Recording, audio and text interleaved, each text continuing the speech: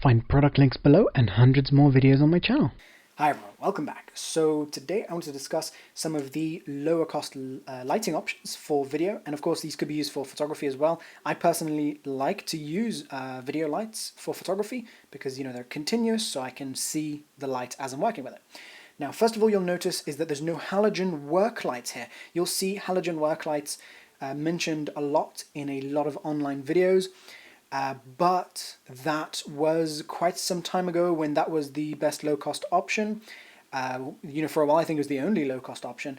Halogen work lights are dangerous, and they are hot, and they're a fire risk, and they'll take up a lot of electricity, and the bulbs will die very quickly, and they can burn your hands, and just don't even bother. They're not worth it. The ones I mean, they look this sort of shape, made of metal, usually yellow.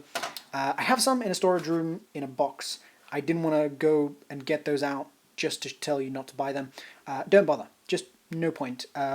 That's old technology. So, what I have over here, I've got the Yongnuo 160. So this represents as far as I know, the best ultra low cost lighting from LEDs. This is £24 plus your batteries. So you could get some rechargeable AA's, but that's a hassle. Get yourself some Sony, these are sort of generic Sony batteries, and these will cost you around 15, 16 pounds, I think, for the largest batteries, which are these, and you can get, smaller ones. And this is a fantastic option for when you just want to travel and you want to set up really, really quickly. And these will give you a lot of light and a lot of good quality light considering the low cost of this. So it's a little more than the other options, but it gives you a lot of nice light and very, very quick and easy to set up. And it gives you dimmability with your light. So yeah, and it also of course means that you can run off battery, which you cannot do with these other options here. So it is a very, very good option.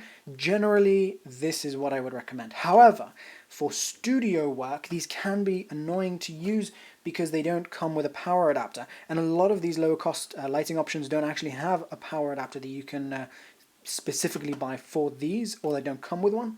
Now, one thing you could do is I believe you can buy a power adapter that's intended to power Sony batteries from the wall. Sony cameras. So it's basically something like this that has a cable coming out of it going to the wall. So that you could use to you plug it to the wall, plug it into here, and that should be just fine. Maybe I'll buy one at some point and review it, but that's the basic idea. Now, if you know what you're doing with electricity and wiring things up, you could use the battery adapter that came with this, which is just to connect a different kind of battery to this light. And a lot of these, I think the Yongnuos all come with these, and probably some other LEDs too, but the Yongnuos are the lights that I recommend on the lower cost end. And so these adapters, you could simply wire up a power connection. As long as you get the right voltage, you can connect a power adapter using one of these and just create your own power, continuous power source that doesn't need batteries replacing, because within a studio environment, changing batteries constantly is annoying. Whereas outdoors, changing, when you're doing not such long shoots as you'd normally do in a studio, then not having to find a plug and do wires and things like that, then that's actually a plus. So this, very good for travel, slightly less ideal for studio work. Next up, for studio work, we have these lights that are intended, these fluorescent or compact fluorescent lights that are intended to be used for video and photography, and they specifically usually say on them, for photography or something like that. And you'll get these for around £15 for the largest of them, which are between 85 watts and 150 watts. And do not be fooled by some eBay listings that say equivalent to whatever, 150 watts.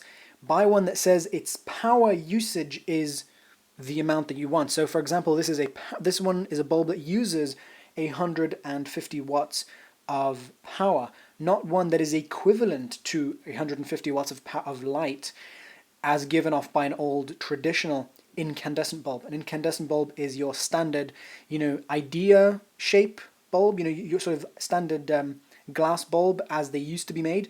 those, obviously were less power efficient than these. So on a lot of fluorescent lights, they'll say it's the same amount of power as, you'll get the same amount of light as you'll get from a 150 watt incandescent bulb. So that's when they'll say it's equivalent to.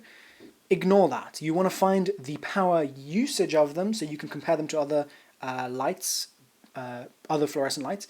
And basically, if you get something that's 150 watts like this one, then you're actually getting around about 3 times that much. So then you can calculate that based on, whatever your rating is for the light itself. So let's say this one is actually using up 150 watts of power. Then you can say it's equivalent to so and so, 450 watts compared to an incandescent bulb. However, a lot of the time the sellers or manufacturers will play around with those numbers. For example, this one said it was equivalent to 700 and something watts of light. I'm not actually sure if that's correct, but generally you should be able to get 3 times as much light equivalent to incandescent from your fluorescent lighting. So this is a very good option for studio work where you don't need to move those lights to other locations and carry them around, because they are fragile as hell and they are large and they require large, generally they require quite large bulb holders, so the thing that connects to there, although not always, but they are just fragile and you have to pack them up in boxes, these, and they, with the foam boxes that come with these usually. So it's just not an ideal option for traveling with, and of course for outdoors work, then you'll have to find power from somewhere. So again, LEDs are better. However, these will give you a lot more light and quality. Well, most of the time you'll get more quality of light for your money compared to cheap LEDs, unless the Yongnuos the Yongnuos are actually very good with the light quality. However, not all cheap LEDs are. So with fluorescents, you're getting a fairly good quality of light and a lot more power for your money. This is, for example, a 15-pound unit, and for that 15 pounds, I'm getting a ton more light than this light, which actually costs, once you include the battery, costs about 3 times as much. So, of course, you'll have to add in the cost of the bulb holder for this, which is, the thing that plugs into it and gives it power. But those will cost around £7 plus. £7 is for the really cheap ones, but they'll still work. And so you can see those I'll post a video down below where I showed some of those. And okay, next up, household LEDs like these. They are not ideal. They just don't have, I've had about 15 different units of different kinds of household LEDs, because a long time ago my intention was to find LEDs that were very low cost, because these go from around I think like £8 per bulb now, or something like that, maybe even less. So for something like this, and here the power output you're getting is something, I believe these, actually I forgot what these rated to. I think they use up about 9 watts of power, and then giving out equivalent to around 90 watts of power, something like that. Now, they really, really vary with power output and with color temperature and things like that with different units. So it's just a bit of a guessing game. Even if they say they're rated at a certain color temperature or something like that, it's just not reliable, because it's intended for people who are just putting them on the wall or whatever, on the ceiling, and just or using them as a desk lamp. So they're not calibrated, and there's no, they're even less reliable in color than cheap LEDs. Again, cheap LEDs, with the Yongnuos being a fairly high quality exception to cheap LEDs. Next up, we have small fluorescents, and usually you'd use a bunch of these together.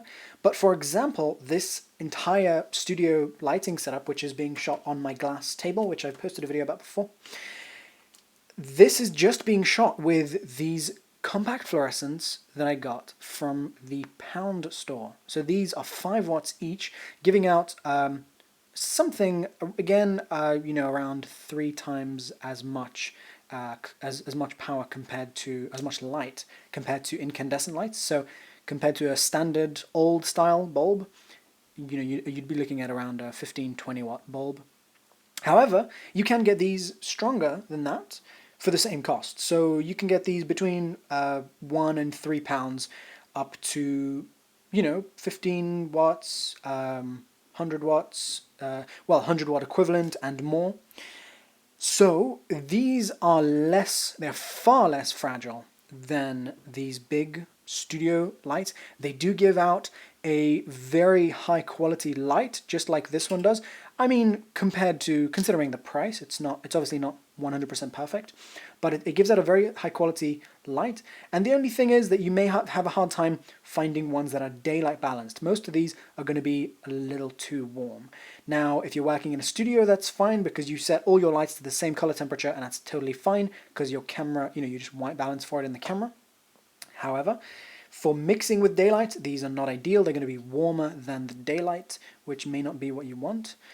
And so, you could gel these, but I don't like to go into that. I do have gels, but I just find that they take too much time if I need to do all my lights constantly.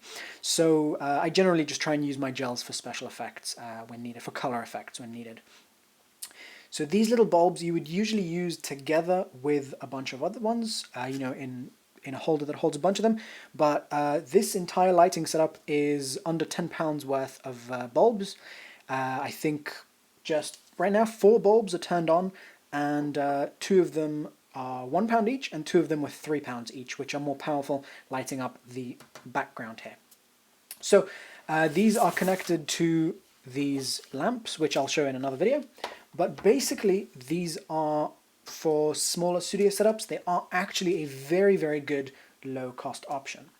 Now, as a conclusion, my general recommendation would be, if you're shooting in a studio, potentially not having to go out too much, then these are your best bet because they are very bright. They give you a very high quality of light for very low cost, and they don't take up that much electricity. The bulbs don't die out, and generally they're very reliable and very high quality. But they are a bitch to travel with.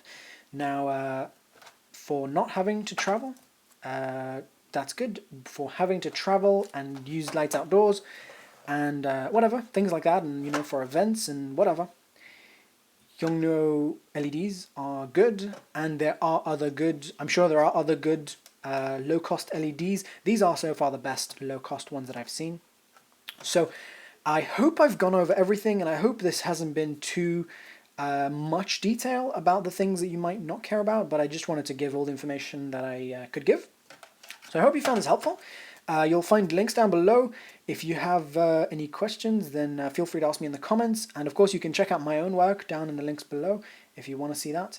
And alright guys, thanks for watching. Hope you subscribe and check out my other videos, and I'll see you soon. Bye!